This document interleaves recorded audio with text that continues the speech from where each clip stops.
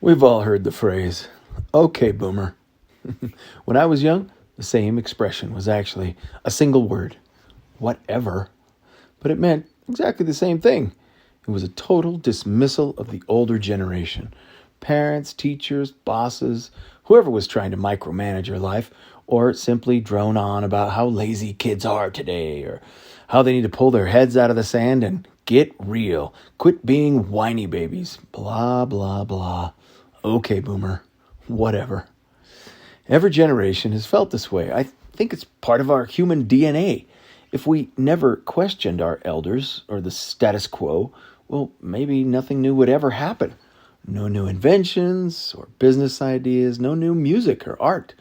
We'd probably never leave home, go to college, get married, or do anything exciting or dangerous. And that would be boring and pointless also. God made us this way to question, to discover. The interesting thing is that most of the really successful people in business, in sports, even religious leadership, all started out by learning everything they could from the teachers and coaches and scholars that came before. They didn't simply dismiss the previous generation with an okay boomer or whatever. They learned everything they could, and then they asked questions like, how can I improve on that? Or how can I make something better, bigger, faster, more user-friendly? How can I improve myself, make life better for me or those around me? Elon Musk, he didn't invent the wheel, the car, or even the electric car.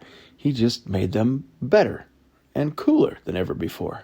LeBron James, he didn't invent basketball or learn how to play all on his own. Nope, he learned from coaches, teammates, studying films of the greatest.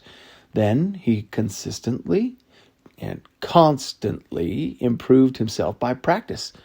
And then he put his own style on top of that.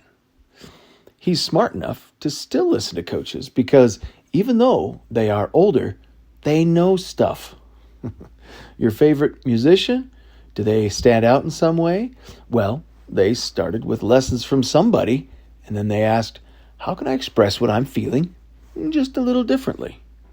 The point is, don't reject the past, the great traditions, your parents, teachers, coaches, bosses, even scripture. Instead, learn it all and then ask sincere questions from the right sources, even from the Lord, because he said, ask and you shall receive.